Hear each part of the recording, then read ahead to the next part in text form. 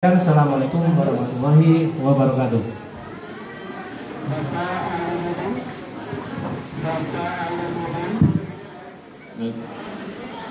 Bismillahirrahmanirrahim.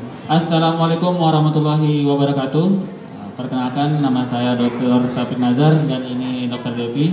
Jadi kami berdua akan melakukan sosialisasi tentang Nah, jadi kemarin itu sempat juga kita sosialisasi tentang stroke. Nah, kali ini kita juga akan melakukan sosialisasi tentang stroke, tapi dengan metode yang berbeda, kayak gitu.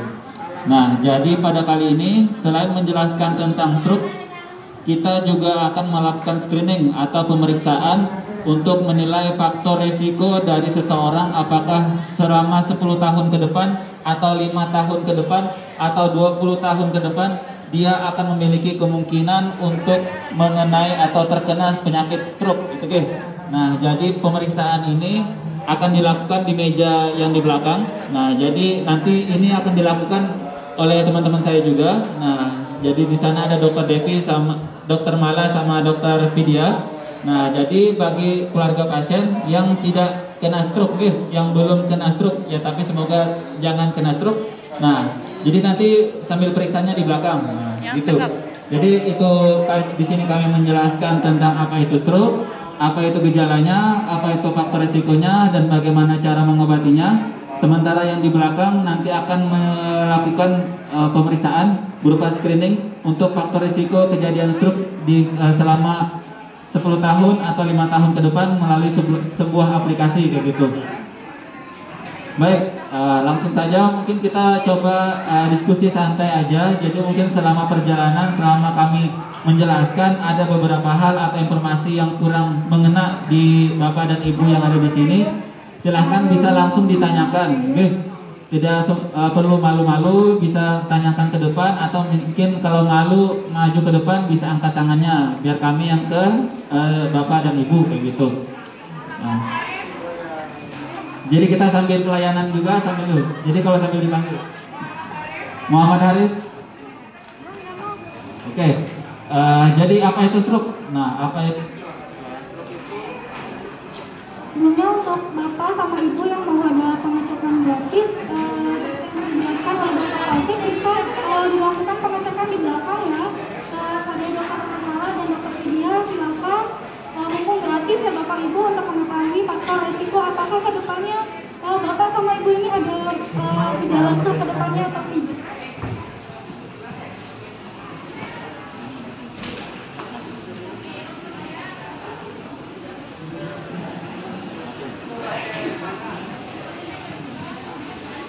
Nah, sebelumnya di sini saya akan menjelaskan terlebih dahulu ya Bapak sama Ibu. Nah, di sini, Dok, kalau stroke itu apa sih, Dok? Jadi stroke itu apa sih? Nah, di otak kita itu sudah ada suplai darah, Jadi dari jantung ada darah naik ke otak, Ketika darah di otak itu entah itu dia tersumbat atau dia pecah. Nah, gangguan yang dua tadi entah itu kesumbat atau pecah, intinya gangguan pada pembuluh darah di otaknya. Nah, itulah yang disebut dengan penyakit stroke, Nah, untuk yang sering biasa kita lihat kayak orang lemah badannya sebelah atau tidak bisa jalan, nah itu merupakan gejala-gejala dari stroke, Dok, tadi kan udah dijelasin ya Dok ya, stroke itu apa? Karena dia tuh ada gangguan di otaknya Dok ya, seperti ada sumbatan atau dia ada pecah di pembuluh darah. Nah, selain penyebab dari ada gangguan di otak itu apa aja sih Dok, untuk kita mengetahui gejala dari yang ada di gangguan yang pada stroke itu Dok? Nah, jadi pertanyaannya adalah gimana caranya kita tahu keluarga kita atau bahkan kita sendiri yang kena stroke itu. Jadi pertama dari waktunya itu selalu mendadak, kayak gitu. Jadi kalau misalkan ada pagi-pagi sebelum sholat atau mau mandi, kan biasa lamun dengan sasa, lamun luang ngaji dia jog jeding, Nah, pas kita pergi ke jeding, nah tiba-tiba jatuh. Nah, tiba-tiba lemes badannya atau tiba-tiba pusing habis itu jatuh. Nah, jadi kejadiannya pertama untuk penyakit stroke gejala mendadak, kayak gitu, pasti mendadak. Jadi kalau gejalanya pusing, lemes sebelah badan,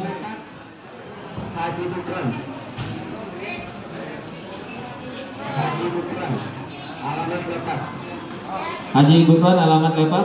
silakan datang ke Poli 3. Nah, jadi kalau sudah misalkan nanti gejalanya lemas atau lemas sebelah badan atau lemas semua badan tiba-tiba, nah itu kemungkinan kena stroke ya.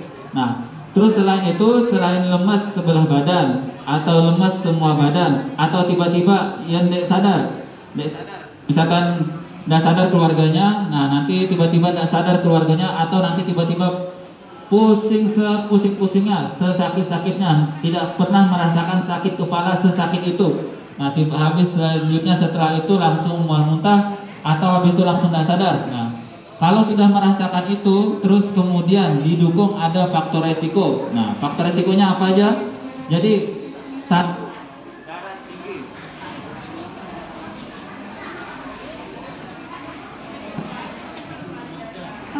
Dok, kalau sebelum masuk ke faktor risiko nih dok ya, kan tadi udah dijelasin tuh gejala-gejala stroke itu apa aja. Nah penyebabnya itu apa sih dok? Pada pasien stroke itu penyebabnya itu apa? Kan tadi udah dijelasin ada lemas separuh tubuh, tiba-tiba mendadak, jatuh, kesadaran. Nah itu penyebabnya tuh apa aja tuh dok? Sebelum apa untuk mengetahui tadi tanda dan gejala stroke itu apa aja dok? Oke, jadi penyebabnya apa sih? Definisinya, jadi kalau misalkan nanti ada gangguan pembuluh darah di otak, itu yang disebut dengan stroke, guys. Nah, jadi sebabnya ada yang kesumbat, ada juga yang kena pecah pembuluh darahnya. Nah, kalau sudah itu terjadi, itu nanti menyebabkan stroke atau kejadian stroke. Nah, ini semua tidak bisa waktunya, biasanya selalu seperti gejala yang tadi itu mendadak. Nah, kalau misalkan kayak keluhannya nanti sebelah badan atau mencong atau lamun ngerawas yang tidak jelas, nah itu berarti tergantung lokasi dari pecahnya pembuluh darahnya kayak gitu. Jadi untuk sebabnya cuma ada dua, yaitu pecah atau dia kesumbat kayak gitu. Nah tadi kan udah jelasin ya ibu, bapak di sini penyebabnya itu sama-sama saya masalah itu juga penyebabnya pecahnya pembuluh darah itu biasanya disebabkan karena tekanan darah tingginya tidak terkontrol. Jadi bapak sama ibu itu harus rutin cek tekanan darah tingginya untuk mengetahui kalau dia lebih dari 130/70 normalnya, kalau lebih dari itu bapak dan ibu harus dicek secara teratur. Nah untuk mengetahui, nah kalau dari tekanan darah tinggi itu kita bisa menyebabkan dari timbulnya gejala-gejala yang disebutkan oleh dokter Taufik tadi. Kalau di sela-sela persentase dan ini tanyakan aja bapak sama ibu ya. Faktor-faktor apa aja sih dok yang bisa menyebabkan dari stroke itu dok? Oh. Nah, jadi faktornya itu ada dua, ada yang bisa dirubah dan tidak bisa dirubah. Ya, yang bisa dirubah itu pola hidup, gitu guys. Kayak tadi salah satunya kita punya misalkan darah tinggi. Nah, lamun darah tinggi berarti darahnya harus direndahin, bukan tinggi, guys. Nah, jadi harus diturunkan atau dikontrol kayak gitu. Nah, caranya satu nanti datang ke tempat praktek dokter. Terus yang kedua, minum obatnya teratur dan seumur hidup, okay? Jadi minum obat tensi itu tidak bisa sekali kalau lagi pusing. Nah, kalau misalkan hilang gejala-gejala tensi tinggi, tidak minum obat. Tidak bisa kayak gitu, jadi harus rutin minum obat. Walaupun gejalanya udah tidak dirasakan.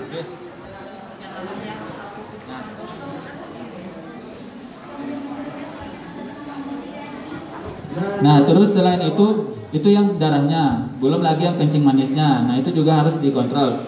Jadi semuanya harus dikontrol. Nah, itu yang bisa dirubah, pola hidup, pola makan. Nah, yang nggak bisa dirubah, ya pertama umur.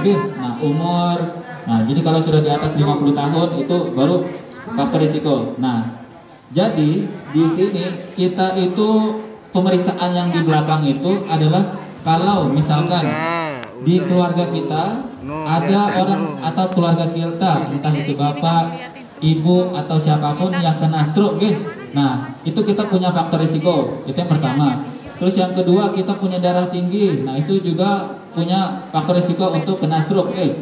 Terus kita mungkin juga dari keluarga kita pernah kena stroke gitu, atau dari sana pemilik kita ada kencing manis, nah itu kena stroke, nah itu yang kena kencing manis itu juga kemungkinan faktor risiko untuk terjadinya stroke itu, Nah, jadi pemeriksaan yang di belakang itu untuk memperkirakan kira-kira selama 10 tahun ke depan atau 5 tahun ke depan kita itu beresiko kena stroke apa enggak kayak gitu. Nah, jadi di sini bagi bapak dan ibu atau anaknya yang sedang nganter bapak atau ibunya yang kena stroke bisa diperiksakan di belakang supaya tahu kita itu risiko enggak selama 5 tahun atau 10 tahun ke depan itu kena stroke. Nah, supaya kita tuh bisa menghindari. Karena tadi kan dari faktornya itu ada yang bisa dirubah sama enggak bisa dirubah, oke? Nah, jadi kalau misalkan 10 tahun ke depan kita punya faktor risiko 10% kena stroke. Nah, berarti kita harus ada yang dirubah dari hidup kita. Nah, jadi silahkan yang sekarang nganterin keluarganya bebas, bisa di selain polis Arab, kalau lagi kunjungan di rumah sakit Selom bisa langsung ke belakang. Jadi teman saya sudah bersedia di sana dan jangan takut kayak gitu, nggih. Walaupun kita punya kemungkinan kena stroke, tapi kalau kita rubah pola hidup sehat, nah minum obat teratur, kemungkinan tidak akan menuju sampai kena stroke. Nah, jadi itu pentingnya kita lakukan pemeriksaan di belakang, gitu, nggih. Sambil jalan kita ngomong, sambil jalan pemeriksaan. Nah, silakan mungkin sanak keluarganya sambil nunggu antrian yang mungkin agak lama, nah bisa langsung diperiksa di belakang kayak gitu. Makasih ya dok, udah dijelasin. Nah sebelumnya dok nih, saya mau nanya, siapa aja sih yang bisa orang yang terkena stroke itu dok? Itu mau nanya itu. Pertanyaan bagus kayak gitu. Jadi siapa sih yang bisa kena stroke? Apakah lemen dengan toa doang dia bawa kena stroke? Atau laki-laki atau perempuan yang boleh kena stroke? Jadi stroke itu tidak memandang usia, nggih. Sama kayak corona. Jadi corona itu juga tidak memandang usia, tidak memandang jenis kelamin. Semuanya punya kesempatan yang sama untuk kena stroke, nggih. Tapi memang kalau dari datanya itu lebih banyak laki-laki. Nah, tapi tidak menutup kemungkinan usia tua atau usia muda, laki-laki atau perempuan itu bisa kena stroke. Nah, jadi sekarang yang kita lakukan saat ini sosialisasinya untuk pembagian informasinya. Nah, jadi untuk mengukur kira-kira selama 10 tahun, selama 5 tahun ke depan kita punya faktor risiko apa enggak. Jadi silahkan sekali lagi kalau ada anaknya atau siapapun yang ikut nganter ke rumah sakit ini bisa ke belakang. Itu di punya rompi sama kayak saya, mau diukur di belakang silahkan gitu. Biar nanti dinilai, oh ini ibu ini faktor risiko 5 tahun ke depan kena stroke gitu. Jadi ada yang harus kita cegah gitu kayak dari faktor risikonya, entah tensinya, entah diabetesnya dan lain-lain kayak gitu.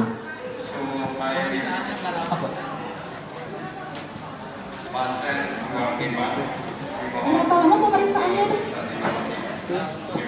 Untuk pemeriksaannya tuh nggak sampai lebih dari 5 menit gitu. Jadi sambil di belakang itu cuma nanti di lewat aplikasi, sebuah aplikasi yang sudah tersedia di Play Store atau di Apple itu semuanya sudah tersedia, silahkan di-download, tapi itu pakai bahasa Inggris gitu. Jadi kami ini sedang mempermudah Bapak dan Ibu. Ibu Mardia, silakan Bapak Ibu Mardia. Mardia. Jadi sedang mempermudah Bapak dan Ibu untuk mengukur atau mengetahui kira-kira kita punya faktor risiko kena stroke apa enggak di kemudian hari kayak gitu. Karena setiap orang itu punya setiap jarak tahunnya itu beda-beda. Nah, makanya di sana itu diukur kayak gitu, gitu. Jadi ini sangat penting dan sangat mempermudah Bapak dan Ibu untuk berhati-hati di rumah kayak gitu. Berarti ini dong ya faktor risiko yang siapa aja nih yang kena stroke. Tadi kan udah dijelasin ya Bapak sama Ibu, dia itu biasanya usianya di atas 55 tahun. Nah, dia itu ada faktor-faktor yang bisa dirubah sama yang nggak bisa dirubah. Nah, yang nggak bisa dirubah itu dia tuh dari usianya. Biasanya usianya yang lebih dari 55 tahun itu bisa lebih banyak kemungkinan untuk terjadinya stroke. Dan itu juga bisa dari jenis kelaminnya. Nah, menurut data penelitian itu biasanya lebih banyak pada laki-laki. Nah, selain itu juga ada faktor-faktor yang bisa diubah. Nah, apa aja sih faktor yang bisa diubah? Nah, itu seperti dari gaya hidup kita. Kalau kita sering makanan-makanan yang mengandung lemak, sering makan makanan asin, kan yang seperti kita tahu, kalau kita banyak makan makanan asin-asin itu kan bisa juga menyebabkan peningkatan tekanan darahnya, Bu ya. Nah, itu tekanan darah tinggi juga itu tuh bisa menyebabkan terjadinya dari tekanan darah tinggi itu sendiri. Nah, mungkin dari Bapak atau Ibu ada yang ditanya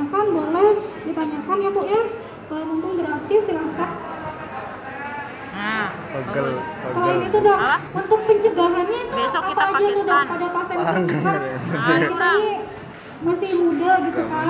Nah biar nggak terkena stroke pas masa tua itu kita mesti ngapain itu dok? Pencegahannya, Dok? sudah terakhir masuk ke polisi. Oke, jadi gimana sih cara menjaga untuk supaya terhindar dari stroke itu, Ge? Nah, seperti yang tadi sebabnya cuma ada dua, yaitu ada yang Alamat Dasar Damai, Damas Damai, Mahmulu. Oke. Jadi setelah kalau sebabnya cuma ada dua, dia kesumbat. Aili. Nah, jadi kita sambil pelayanan, sambil menyebarkan informasi juga. Nah, jadi kalau nanti misalkan sebabnya itu cuma ada dua, dia pecah pembuluh darahnya, gitu. Nah, jadi kalau misalkan kesumbat, itu nanti sebabnya misalkan karena kebiasaan kita merokok atau kebiasaan kita makan makanan yang berlemak. Nah, jadi bagaimana cara mencegahnya? Ya tentu hindari yang tadi, hindari makan makanan yang berlemak, hindari nanti mungkin kalau kebiasaan minum kopi itu dihindarin. Nah, bisa aja minum kopi, tapi jangan terlalu sering gitu, nggih. Nah, nanti efeknya merusak dari pembuluh darahnya. Terus yang kedua adalah darah tinggi. Nah, darah tingginya juga harus dikontrol. Terus yang seperti dijelaskan sama teman saya tadi, juga itu yang kayak sering makan asin. Nah, makan makanan yang asin itu dapat meningkatkan tekanan darahnya itu, nggih. Ya lamun emang enak sih, enak lamun pelecing terus kandel-kandel yang asin itu enak memang. Cuma kalau enak itu kalau terlalu enak juga nggak bagus juga, nggih. Nah, jadi kalau mau makan pelecing atau yang memang banyak sia-sianya itu, nah itu didikitin, nggih. Didikitin. Memang rasanya nggak enak seperti biasa. Nah, tapi ini demi kesehatan kita gitu, nggih. Terus kalau yang makan yang berlemak kayak gitu kayak daging, terus bebek atau ayam, nah itu bisa. Kalau bebek atau ayam itu bisa asal jangan makan kulitnya. Jadi cuma dagingnya aja. Jadi kulit ayam atau kulit bebek itu jangan dimakan, guys. Terus kalau makan daging merah, daging sapi atau daging kambing itu bisa, asal lemaknya jangan dimakan gitu. Nah, jadi kalau dengan sayur-sayur dengan begawi itu kan biasa lemak-lemak, guys. Nah, itunya jangan dimakan kayak gitu. Cukup dagingnya aja. Terus yang bersantan-santan juga dikurangin kayak gitu. Nah, jadi seperti informasi yang sudah kami jelaskan di awal sampai saat ini. Nah, jadi stroke ini merupakan pembunuh nomor 2 di dunia gitu, nggih. Nah, jadi sangat ya berbahaya juga. Jadi perlu sekali kita untuk mengetahui kita ini beresiko apa enggak gitu. Jangan memandang usia gitu, oh saya masih 30-an nih, saya masih seger gitu. Saya enggak mau periksa, saya enggak mau jaga. Nah, itu jangan. Nah, jadi sekarang kalau ada ibu atau bapaknya yang terkena stroke, nah itu bisa diperiksa di belakang gitu, nggih. Nah, mungkin sampai di sini ada yang ingin ditanyakan, silahkan diangkat tangannya atau mungkin bisa maju ke depan, bisa aja kayak gitu. Harusnya ada dorbes ya. Dok, kalau orang yang sudah terkena stroke nih dok, untuk pencegahannya biar nggak makin parah bisa nggak sih? Atau apa aja tuh untuk biar nggak makin parah itu dok? Tanya, Geng.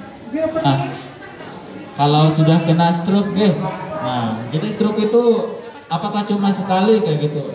Bisa nggak kena 2 kali, 3 kali, atau 4 kali? Bisa aja, selama darahnya nggak dikontrol atau makan pola hidupnya nggak dikontrol.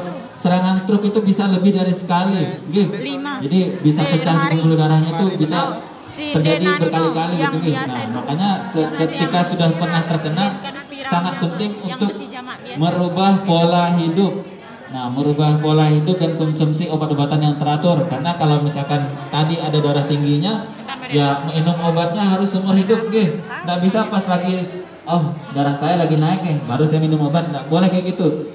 Justru nanti kalau misalkan kita melakukan kebiasaan kayak gitu, dengan obat yang sama tensinya nggak bisa turun lagi kayak gitu. Jadi harus dikasih dosis yang lebih tinggi lagi kayak gitu. Jadi obatnya harus tetap dikontrol, harus tetap sering diminum kayak gitu. Dan juga kalau punya gejala-gejala atau punya keluarga tiba-tiba jatuh, tiba-tiba lemas dan punya faktor resiko darah tinggi, nah jangan didiamkan di rumah kayak gitu, dibiarkan aja dia di rumah kayak gitu, didiamkan. Nah, jangan kayak gitu. Jadi kalau bisa langsung dibawa ke puskesmas atau ke rumah sakit langsung kayak gitu untuk dilakukan tata laksana lebih lanjut. Masih dok atas penjelasannya. Nah sebelumnya dari bapak atau ibu ada yang ditanyakan nggak? Nanti kita punya hadiah untuk bapak dan ibu yang mau bertanya. Nanti kita ada hadiahnya ya pak ya. Jadi saya persilakan untuk bapak dan ibu. Mungkin ada yang ingin bertanya, saya persilakan. Tentang truk. Lamun arah beketuan, arah hadiah, bentar, hadiah tahun baru. Nah, Ini mbak nggak ya. tahu hadiahnya apa, mungkin sebuah mobil, Ini, Mbak. sebuah apa nggak tahu. Nah, Mic-nya.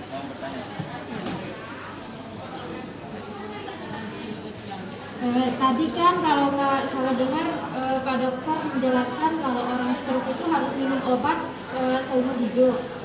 Terus saya sering dengar gitu, pernah dengar kalau misalnya orang yang sering mengkonsumsi obat itu apalagi seumur hidup bisa ada apa namanya masalah di pencernaan atau kalau keseringan itu bisa menyebabkan tuli kayak gitu. terima kasih. Nah, jadi pertanyaan adalah saya ulang. Misalkan pasien stroke gitu nggih minum obatnya seumur hidup disertai nggih stroke, disertai darah tinggi, disertai gagal ginjal, disertai misalkan gagal jantung. Nah, jadi banyak disertainya nggih. Jadi tidak bisa kalau misalkan tadi kayak keluhannya tuli, gangguan pencernaan, memang ada efek samping beberapa obat kayak gitu. Nah, makanya tadi selain rutin minum obat harus rutin kontrol, nggih. Nah, nanti dilihat pergerakannya. Jadi untuk obatinnya itu ada yang lewat obat, ada yang lewat fisioterapi. Kalau obat itu untuk mengatur yang di dalam, nggih. Kalau fisioterapi ini nanti kena pasien setelah stroke, setelah serangan biasanya lumpuh setengah badan atau lumpuh kedua badannya. Nah, jadi biasa dilatih gerak-gerakan, nggih. Nah, gerak-gerakan sederhana, misalkan nanti angkat tangan atau ngeremes kertas atau nanti latihan jalan kecil-kecil. Nah, jadi semuanya ada bertahap, ada prosesnya, makanya perlu dikontrol kayak gitu. Terlepas dari seberapa parah dia stroke-nya, mau stroke ringan atau stroke berat, semuanya harus dikontrol, harus rutin minum obat kayak gitu nih. Tidak bisa kita misalkan oh keluhannya udah berkurang nih, saya stop obat saya sendiri kayak gitu. Nggak bisa kayak gitu nggih. Jadi semuanya harus ada yang ngatur dan terutama biasanya dokter-dokter. Dan kebetulan dokter-dokter kita di sini juga sudah mumpuni nggih. Untuk saraf sendiri kita sekarang sudah punya 3 untuk dokter spesialis saraf gitu.